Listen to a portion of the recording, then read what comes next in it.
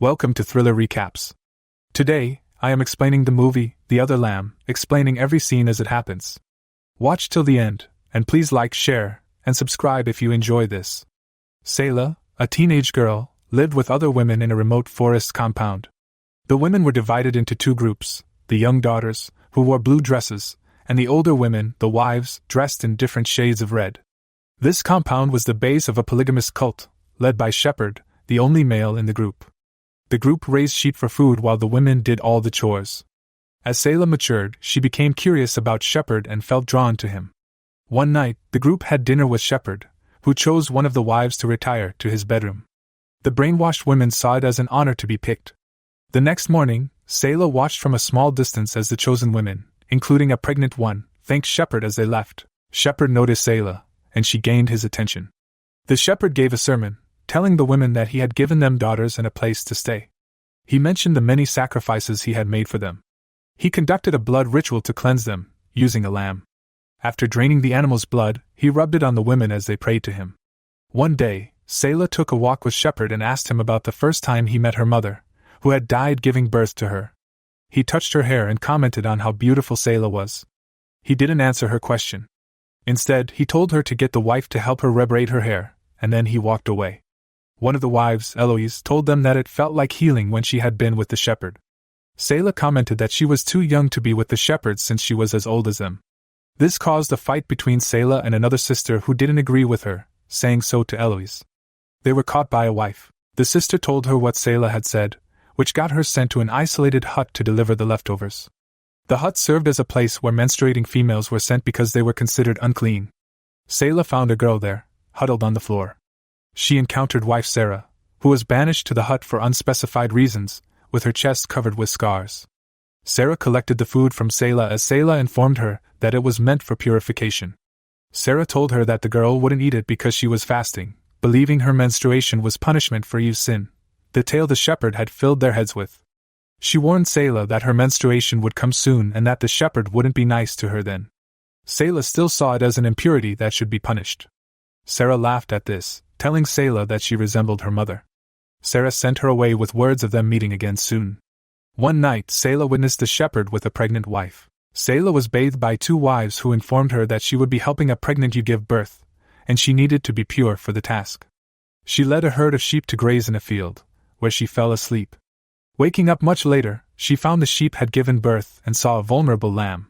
She also discovered she was bleeding, which she had been taught was impure. Disheartened by this, she didn't tell anyone and chose to clean herself up. One night, while the others were asleep, one of the daughters, Tamar, who was close to Selah, asked her what had happened to the lambs and about her being with Shepherd. Selah lied, saying she had fallen asleep and a wild dog had killed the lamb. In reality, Selah had stabbed the lamb to death but lied to everyone about it. The wives told Shepherd, and he forgave her, which she found worse than punishment. She told Tamar that she felt impure. The next day, Selah knelt in front of a ram in challenge, right in front of Shepherd's window, which he witnessed. That night she heard a police car pull into the compound, so she went to check through the window. She overheard the policeman telling Shepherd that they needed to leave the land. Shepherd asked if he would be arrested if he didn't leave, and the policeman responded that he would. Selah hid just as Shepherd looked towards the window. He came to the door of her room but didn't enter. Shepherd announced that they would have to leave so the outside world wouldn't take them away from him. He fell back, and the women, except Selah, ran towards him. They raised him on their shoulders happily, but Selah didn't share their excitement. Shepherd found Selah sitting alone. Saddened by the news of her moving, she listened as he told her to be strong because the younger sisters were looking up to her for guidance. The next day, they packed up their things and their flock of sheep to leave. They started the strenuous hike with Shepherd leading them and Sarah at the rear. They reached a place where they settled for the night and shared dinner together.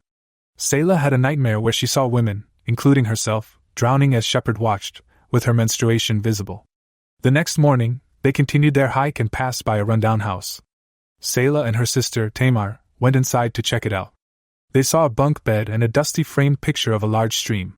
Shepherd found them there and showed his disapproval, reminding them he had told them not to enter. Selah asked why they couldn't stay there.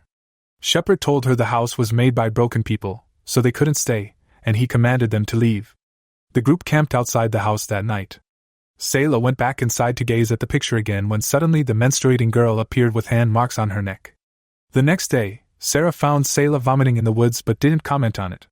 One of the daughters started yelling upon seeing Sayla menstruating, so Sayla joined Sarah at the back when they resumed their hike. Seeing the attention Shepard showered on the daughters, one of the wives commented to the other wives that he used to look at them the same way. Another wife replied that it was because she grew old. Hearing this, the first wife slapped her twice, which Sayla witnessed from her place with Sarah. Sayla asked Sarah why she had been ostracized.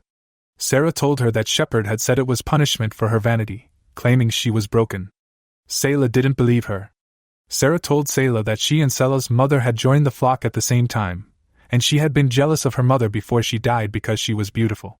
Sayla asked if she had been happy that her mother died after having her. Sarah asked Sayla if she really believed that. Sarah told her that her mother had been fine for days after having her but then got an infection. Shepard refused to take her to the hospital, saying her faith was being tested, and she died of the infection. Sayla began to doubt Shepard's judgment. When she saw a car driving on a road, she fantasized about being inside it, dressed as a normal teenager. She silently cried as the car drove farther away. Noticing Sayla's distress, Sarah told her that Shepard knew when their cycles ended. Sayla asked why Sarah hadn't left. Sarah admitted that, though she had lost faith in Shepard, she was afraid to leave because she didn't know who she was anymore after spending so much time there. While everyone was asleep, Shepard spent the night with Sarah. They continued the hike the next day. The other daughters asked Sayla about her long menstruation and about Sarah, whom they called the cursed wife. Sayla answered that Sarah didn't talk much. One of the pregnant wives went into labor. She refused to give birth there but had no choice since the baby was ready to be born. During childbirth, she died. Shepard forcefully removed the dead wife's grieving young child from the unlit funeral pyre and handed her to the others. Sarah angrily blamed him in front of everyone for the wife's death, calling him by his real name, Michael. He ignored her and lit the pyre, causing it to start burning.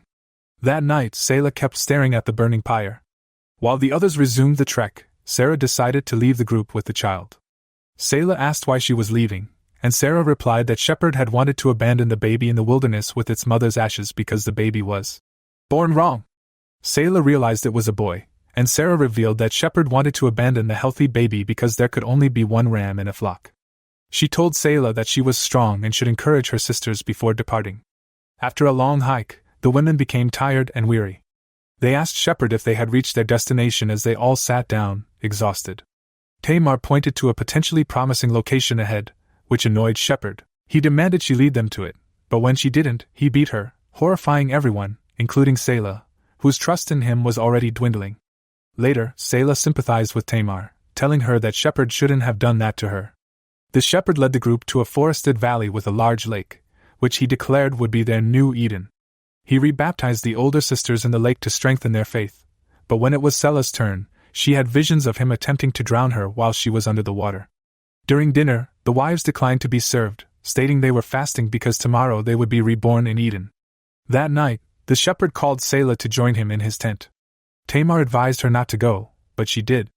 In the tent, Shepard told her to unbraid her hair, saying she was beautiful just like her mother. He then ordered her to lie down. As he got on top of her, he started telling her that he remembered when he had first seen her mother. He forced his fingers into her mouth as he raped her. He bid her goodnight as he left. She imagined that she and the other sisters attacked Shepard savagely, killing him. She told the other sisters a story, even though it wasn't allowed because only Shepard was allowed to do so. She told them Sarah's story of freedom. The next day, the sisters didn't find the wives, so they went in search of them. They went to the lake, where they found the shepherd kneeling near the wives' robes. He told them the wives had ascended into a new life, and it was the only way the sisters could become wives. 2 of the sisters ran to the robes, demanding to see their mothers. He called on Sayla, whom he proclaimed to be his wife, to come to him so she could receive his grace. She went to him only to tell him that she didn't need his grace. Hearing this, he slapped her, and she hit him back. Some time later, police officers discovered the bodies of the wives washed up on the shore of the lake. They also discovered the shepherd's dead body tied up between 2 trees with a pair of ram's horns placed on his head like a crown. One of the police officers commented that the scene was messed up. The sisters, led by Sayla carrying a lamb, returned to the waterfall near their former compound. Subscribe for more daily videos. Your support, likes, shares, and subscriptions mean a lot. See you in the next video.